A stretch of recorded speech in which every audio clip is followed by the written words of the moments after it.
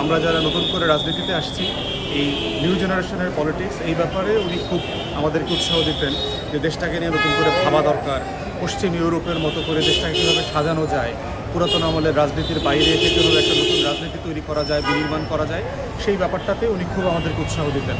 এবং আজকে AB party করবার ক্ষেত্রেও কিন্তু যারা সিগনিফিকেন্টলি চিন্তায় আমাদেরকে অনুপ্রেরণা দিয়েছেন, অবদান রেখেছেন, ব্যারিস্টার আব্দুর রাজ্জাক তার ভিতরে একজন। এবং দল তৈরি হওয়ার আগে থেকেই আমরা একসাথে লম্বা সময় ইংল্যান্ডে কাজ করেছি যে একটা নতুন রাজনৈতিক দল কীভাবে হতে পারে, কীরকম হতে পারে, সেটার শর্ত, সেটার চরিত্র কীভাবে হতে পারে, এবং এটা বোঝার জন্য পৃথিবীর বিভিন্ন দেশে, ইউরোপের বাইরে আমরা একসাথে সফরও করেছি ওই দেশের দল এবং রাজনীতি বোঝার জন্য। তো আজকের এবি পার্টির যে রাজনীতি, এই রাজনীতির পিছনে সিগনিফিক্যান্ট কন্ট্রিবিউশন আছে ব্যারিস্টার আব্দুর রাজ্জাকের, এবং ওনার দীর্ঘ জীবনের যে পথ চলা, আগে যে রাজনীতিটা করেছেন এবং যেটা তিনি ছেড়ে দিয়েছেন, সেখান থেকে যে ভুলগুলো শেখা, লেসন নেওয়া, এই ব্যাপারে উনি খুব উদারমনা ছিলেন আর কি। তো সব কিছু মিলিয়ে আজকে ওনাকে আমরা নজরে দোয়া করছি, ওনার রুহের মাগফিরাত কামনা করছি, ওনার অবদানকে স্বীকার করছি, এবং সার্টেনলি ওনার পরিবার এবং সহকর্মীরা ওনাকে নিয়ে লিখবেন, আরও বলবেন, স্মরণ সভা হবে, সেই সভাগুলোতে আমাদের বক্তব্য আমরা আরও তুলে ধরবো আর কি। বাংলাদেশের আইন অঙ্গনে নিশ্চিত একটা প্রচণ্ড শূন্যতা বিরাজ করছে।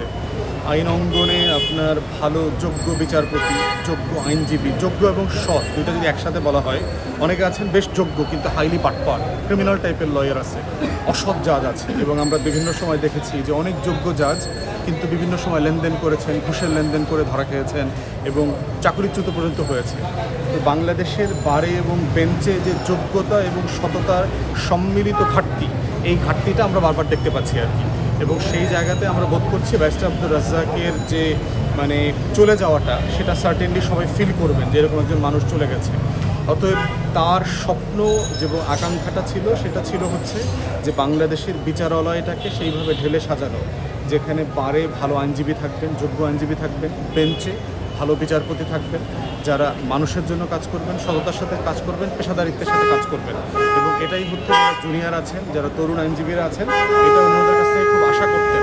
এবং আমরা বোধ করি যে এই যে লড়াই, আমরা যখন প্রাতিষ্ঠানিক সংস্কারের কথা বলছি, দায় ও দরদের নতুন বাংলাদেশের কথা বলছি, সেখানে কিন্তু বারবার এই নতুন করে প্রতিষ্ঠানটাকে ঢেলে সাজানোর কথা আসছে। তো এটাই ওনার আকাঙ্ক্ষা ছিল, ওনার অবদান ছিল, এবং এটাই হচ্ছে উত্তর প্রজন্মের আইনজীবীদের একটা লড়াই।